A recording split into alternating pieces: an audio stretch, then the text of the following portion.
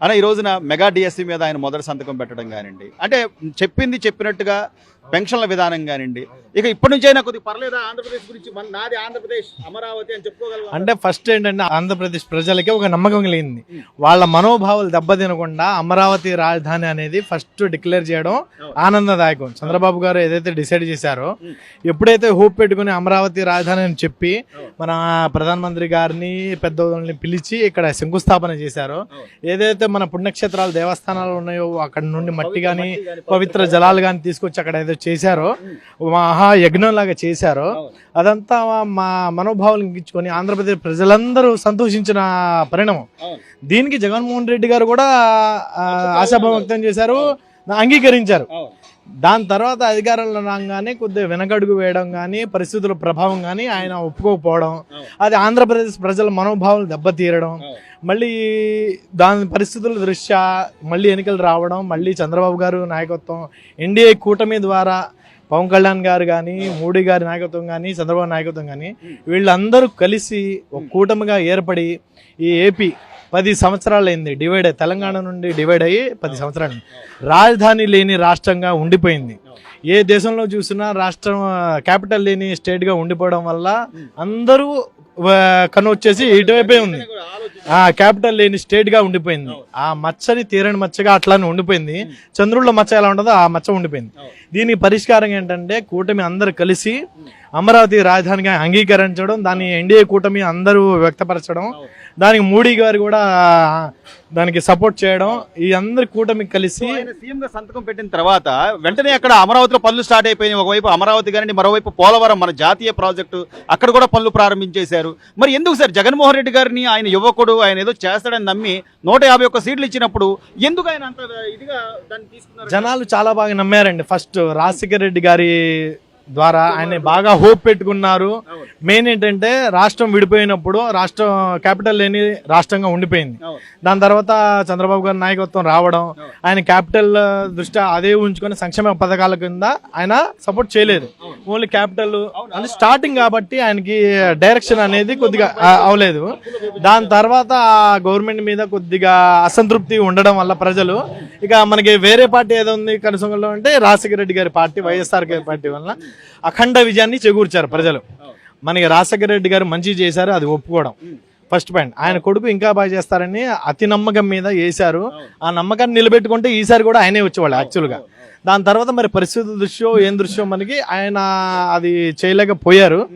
దాని తర్వాత ఏంటంటే చేయకపోగా సరే, నీ వ్యక్తిగత కక్షలో లేకపోతే నువ్వు ఎంతసేపు టార్గెట్ చేయడం, వాళ్ళని ఇబ్బంది పెట్టడం కాకుండా పరిశ్రమలు తీసుకురావడం, ఉద్యోగ అవకాశాలు ఇవన్నీ వదిలేసి నేను అది అక్కడ తాకట్టు పెడతా, ఇది ఇక్కడ తీసుకొస్తాను, ఇన్ని అప్పులు తీసుకొస్తారంటే ఈ భారం అంతా ఎవరి మీద పడుతుంది? అంటే వాళ్ళు ప్రజల దృష్టి ఏంటంటే భవిష్యత్తు రాబోయే ఒక 10 సంవత్సరాలు, రాబోయే 15 సంవత్సరాల తర్వాత ఏంటి పరిస్థితి. మెయిన్ గా కావాల్సింది ఒక స్టేట్ కి ఒక రాజధాని. దానికి ఏమిటంటే మనకి అవసరమైన డెవలప్మెంట్ ఉండాలి, పరిశ్రమలు ఉండాలి.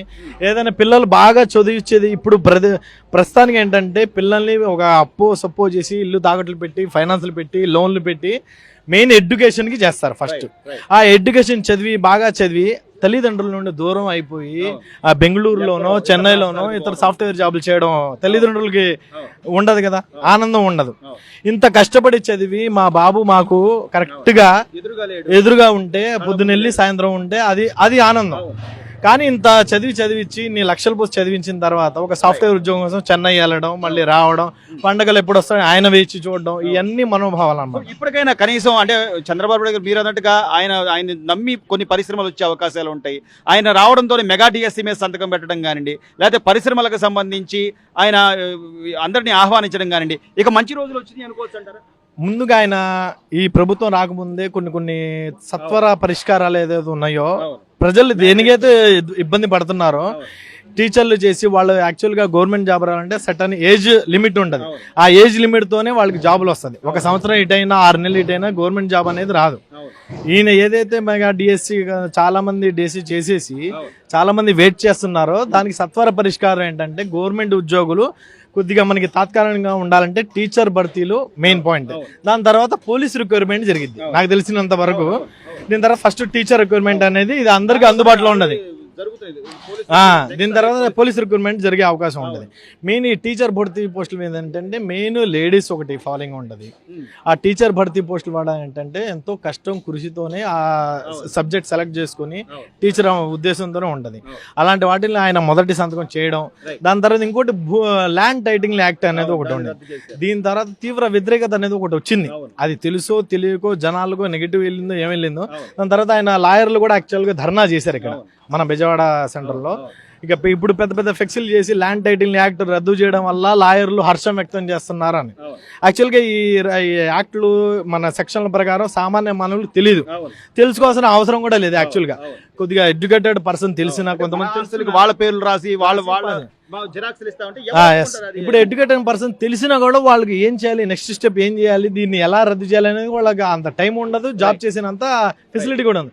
దీనికి కరెక్ట్ గా సమాధానం చేసేవాళ్ళు పోలీసుల వాళ్ళకైనా దేనికైనా లాయర్లే కరెక్ట్ గా సెక్షన్ ప్రకారం తెలిసేది. దీని ద్వారా ఏంటంటే లాయర్లే కూడా ధర్నా చేశారు ఈ ల్యాండ్ టైటిలింగ్ యాక్ట్. అంటే అప్పుడే తెలుసుకోవాలి మనం ఈ ల్యాండ్ టైటిలింగ్ యాక్ట్ అనేది ఎంత మనకి ప్రమాదకరం అనేది వాళ్ళకి అర్థమైంది. ఇది చాలా వరకు ఎన్డీఏ కూటమి ప్రజల దగ్గర తీసుకెళ్ళింది. దాని తర్వాత ఆయన మాట ప్రకారం ఈ ల్యాండ్ టైటిలింగ్ యాక్ట్ మనం అధికారులను రాగానే రద్దు చేశారు. అదొకటి.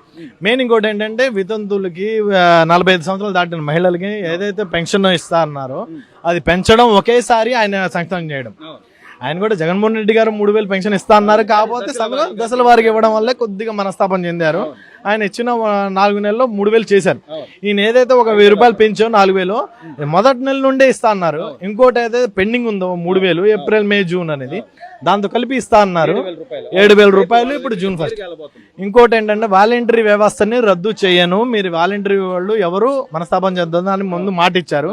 అదే విధంగా జరుగుతుంది. ఇప్పుడు ఏదైతే జూన్ 1 ఇంటింటికి వెళ్తారు రేషన్లో అక్కడ వాలంటరీ వ్యవస్థలో సచివాలయంలో ఎవరైతే ఉద్యోగులు ఉంటారో వాళ్ళు కూడా పెన్షన్ ఇవ్వడానికి అందుబాటులో మీరు ఇంటింటికి వెళ్ళి ఇవ్వమన్నారు. ఈ వ్యవస్థలన్నీ సిట్ రైట్ చేయడం కానివ్వండి, లేకపోతే ఖచ్చితంగా మళ్ళీ ఆంధ్రప్రదేశ్ ని అభివృద్ధి రంగంలోకి తీసుకురావడంలో కానివ్వండి చంద్రబాబు నాయుడు గారు నమ్మొచ్చంటారా? 100% నమ్మచ్చండి. ఎందుకంటే ఆయన విజువల్స్ మా తరం కానీ మనకు పాత తరం కానీ ఆయన విజువల్ చూసిన తరం కానీ ఆయన చూశారు. ఆయన పనితీరు ఎలా ఉందో, అభివృద్ధి ఎలా ఉందో ఇప్పటికీ చెప్పుకునే దాకా ఉందంటే ఆయన ఇది 4వసారి సీఎం అవ్వడం. ఇప్పుడు సామాన్యంగా ఏ వ్యక్తి కూడా 2 సార్లు 3 సార్లు బైలగలో 2 సార్లు అవ్వచ్చు 3 సార్లు. ఇప్పుడు అంతగా నమ్మడం వల్ల ఆయన 4వసారి సీఎం అవ్వడం వల్ల ఆయన పనితీరు నచ్చే కాబట్టి సీఎం అవుతారు.